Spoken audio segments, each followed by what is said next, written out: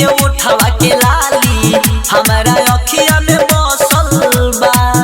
जब बोलेली मुस्काई हो जब बोलेली मुस्काई चेहरा चांद के जैसन बा। हौ छौरी के उठावा के लाली हमारा अखिया में बसल बा।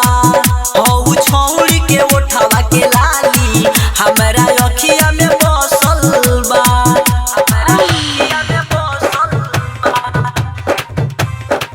हौ छौरी के उठावा के लाली हमारा अखिया में बसल बा।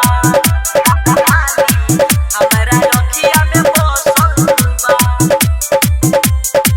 हौ छौरी के उठावा के लाली हमारा अखिया में बसल बा। गावे के बगल माहे जाले उ नाचे तबे से यारवा ओकरा पड़ल बानी पाछे।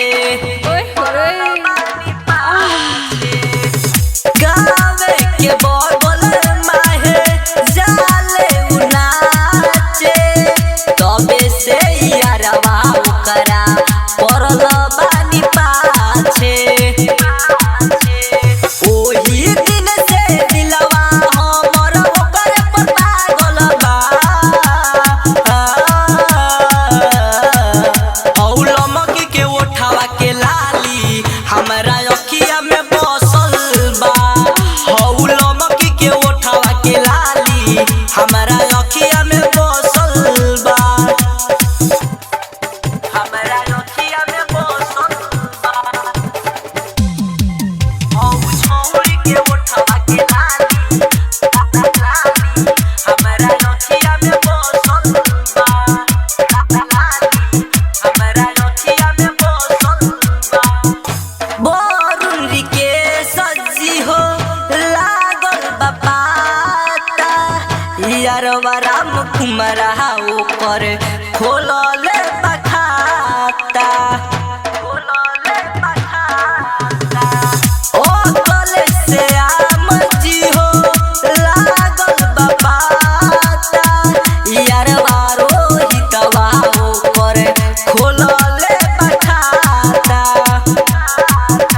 फिर भी ओकरा बिना हमर जियल मुश्किल बा। हौ गोरखी के उठावा के लाली हमारा अखिया में बसल बा। हौ गोरखी के उठावा के लाली हमारा अखिया में बसल बा। जब बोलेली मुस्काई हो जब बोलेली मुस्काई चेहरा चांद के जैसन बा। हौ छौरी के उठावा के लाली हमारा अखिया में बसल बा। हौ छौरी के उठावा के लाली हमारा अखिया में बसल बा। बादशाह रिकॉर्डिंग स्टूडियो ढोकैला चौक।